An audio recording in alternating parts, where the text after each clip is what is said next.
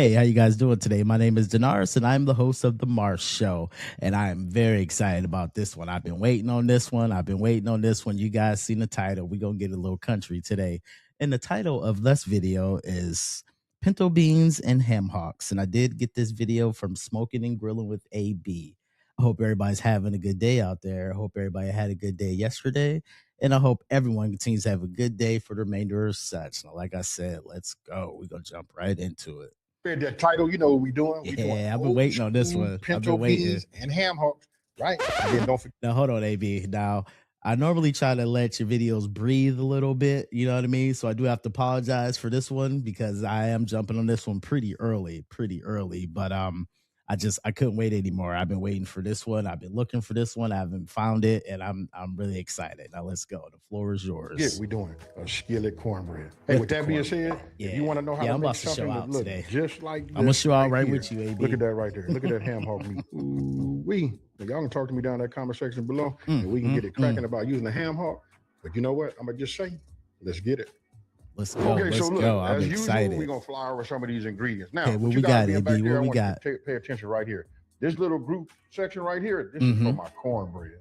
Now, if you guys are gonna be using a 12-inch like I normally use, you know, you're gonna want to double that recipe. You know, that way you don't have such a thin piece of cornbread, right? Okay. And then the rest of this right here and these beans, this is what's gonna go in here, and this is what we're gonna use. And don't forget the full ingredient list is on my website. Oven. Let's go. WITAB.com. So I'm getting back to the basics, right?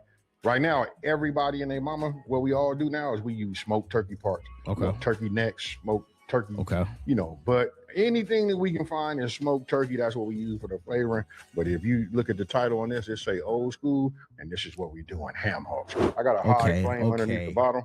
And what you're gonna need is we're gonna put about 8 cups of water. Meanwhile, we're gonna let that flame go ahead and heat up everything. But when you got ham hocks, look, this right here got a lot of sodium, so we're gonna watch. We're not really gonna put no, salt in here. Let's go. This right here is gonna flavor the water, but we do have a level up, and that is this right here. This is our bouillon, right? Okay. So I'm gonna go ahead and add that now. This is just gonna give it some added flavor. Get started, y'all. Let's go. So let's you go. Guys look, you can see the color of the water. I can put these in here now. Now I give this like a little bit of a head start. Okay. My ham hocks will go for about an hour. What we want to do is start to soften these up. These right now is tough as leather, folks. All right, so now this is already boiling. What we're gonna do is we're gonna set a timer for 1 hour, right?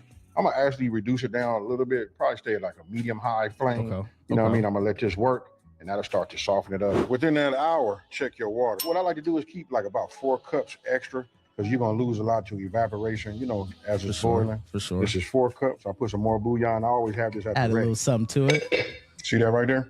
Now we just add some more. You can see now about how much is, evaporated. Yeah, but you can see the way it's starting to soften Dissipated up. Quite a bit. Now we eventually gonna discard this right here, the skin, but look at the meat that it renders. And this is so flavorful down here. Now look at the color. Okay, so listen, my timer just went off, right? I gave you guys a little bit of a pro tip about having, 4 cups of water with the bouillon powder in the inside, right? Now check this out. I made myself another one, right? Because we put that in at about halfway through. Now we're finna look at this, but I got another reason why I do it. So remember, always break it away from yourself. You know what I mean? You break it out that way. Yes, so you don't get no steam burn, yes, right? Indeed. Now, yes, indeed. I tell you that, yes, indeed. I don't know if we got that AB's life hack. I think we do. I think that was AB's life hack number 10, where he said where you got to let the steam out away from you. I believe we got that one. I have to double check my records. Let's go. You can see right inside of there, we got some more evaporation, that has taken place. Okay. Now, the recipe on my website, smokingandgrillingwithab.com, and that's WITAB.com, right? It's going to say 1 pound. I went ahead and put 2 pounds in here. Going over there and support AB whenever you get a second, and going over and give him a thumbs up and let him know that the Marsh Show sent you. Now let's go. Really, I only use 2 ham hocks. I'm excited. I'm sorry, y'all. I really am. I'm giddy. Let's go. Now that we had this soaking overnight, I'm getting ready to take this, put it in a colander, and drain all this water, and I'm gonna give it this a quick little rinse to get anything that that's murky that's sitting on top of the beans. Definitely got to prep. I'm gonna go ahead and just start adding my beans to it. It's up to you how big. But after 2 or 3 hours in here, you know what I mean? It's all cook down. Almost all, but just disintegrate. Right. Sure. So now I'm gonna dissipate right on down. Just add or render down. Everything that you had left, except for the ingredients that we have that we're gonna be doing our cornbread with, we dump it in here, right? So I'm gonna just do like this. See if we can't just get it, so we can get maybe like a pitcher.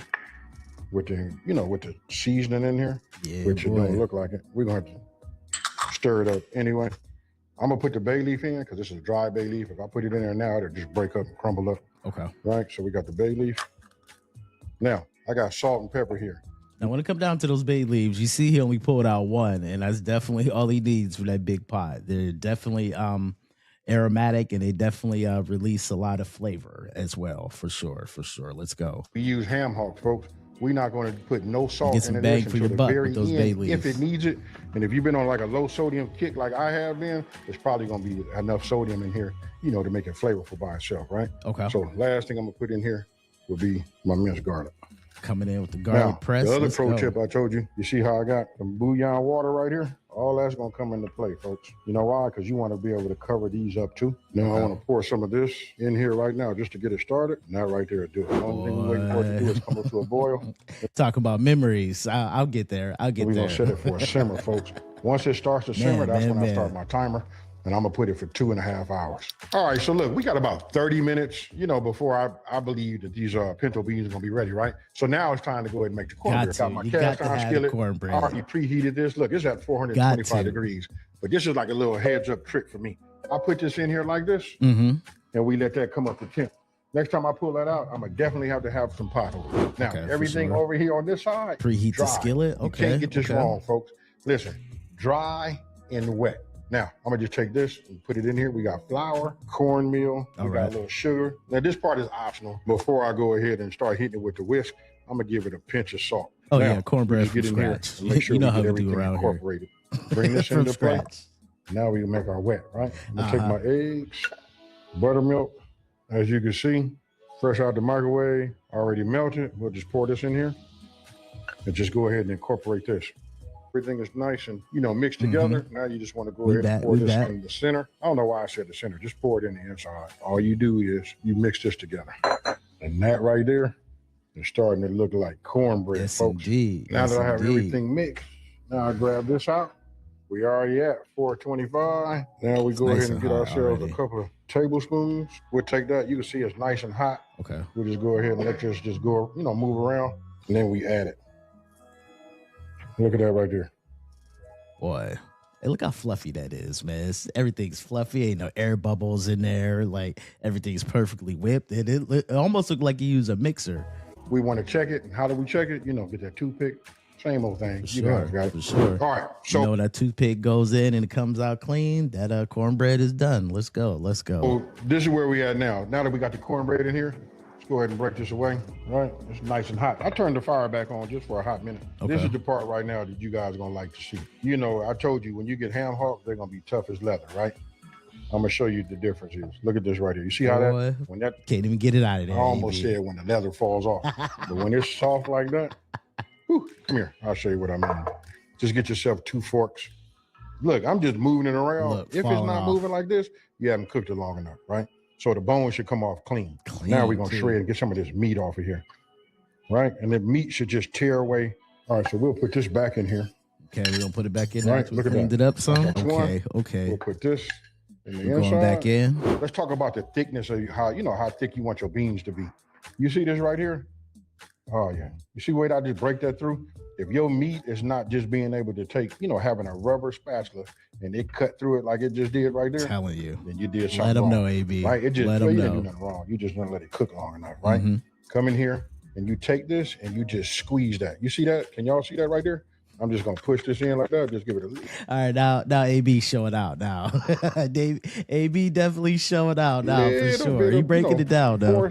You breaking it down. That's how you know if those beans are done. Acts as a thickener, folks. I don't need to do this because this is just fine. And believe me, as it cools, this gets even thicker. You don't want to mush it right now. there. How you check it? You want some take that toothpick, drop him right there in the middle. Go ahead and pull him up like that. And then we look right here. Oh man, it's ready. 20 minutes, folks. Boy. Whew. Man. Take this. We'll just put that down. Somewhere like that. Okay. Boy, talk about a walk down memory lane. Man. Boy. This is the thing. These are the kind of recipes I made when I first started my channel, folks.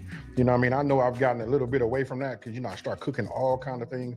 But if you want to trust what grandmama did without putting all them different seasonings in it, We just work with the same thing that they had back in the day, and this will come out just like this. Ooh, Now, I that got to look tell you this. good. I've never, ever put any salt in here at all. Why? Don't We need use to. ham hocks, folks. That's Now, if right. you guys Don't going to use need that to. smoked turkey, you're going to need a little bit of a flavor level up. You know what I'm saying? Okay. And an enhancement. But with that being said, I'm not finna like over Now talk. let us No, know, boy. AB. I've been dying to get a piece Let of this us cornbread know. and this, you know, a bite full. So I got a little bit right there. Cheers, y'all.